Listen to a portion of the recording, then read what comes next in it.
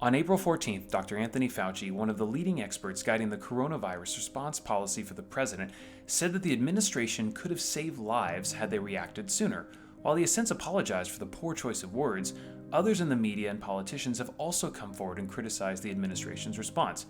Are these criticisms correct? Let's go back to the beginning and hear from them in their own words. January 2020. For most of January, we see that there's not much concern for the coronavirus from governmental authorities. Major media outlets like Vox say that this was very similar to a flu. On January 21st and 22nd, Fauci and Trump make their first comments about coronavirus. On January 31st, Trump announced the travel bans from China.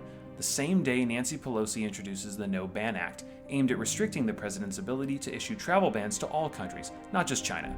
Joe Biden subsequently criticizes the president for the travel bans based on accusing him of xenophobic motivations.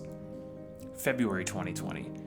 In February, there is still a consensus that this is not a major threat to the United States. The World Health Organization at this point has upped its rhetoric and now openly states this is very serious. President Trump and Dr. Fauci both continue to put forward an optimistic tone.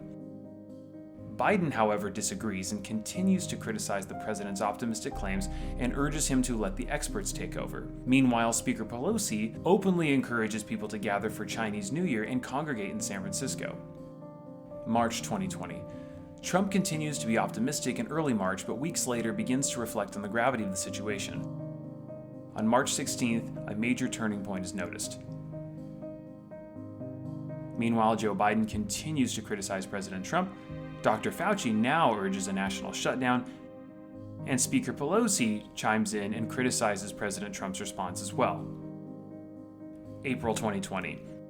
On April 1st, President Trump states that he wanted to give people hope and stay optimistic.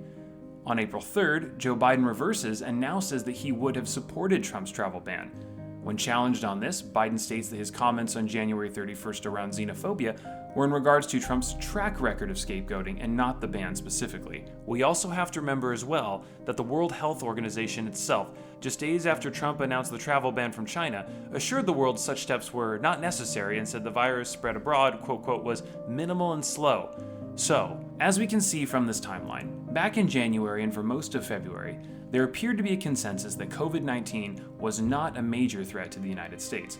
As the situation evolved, however, and more information came in, leaders and experts since changed their stance.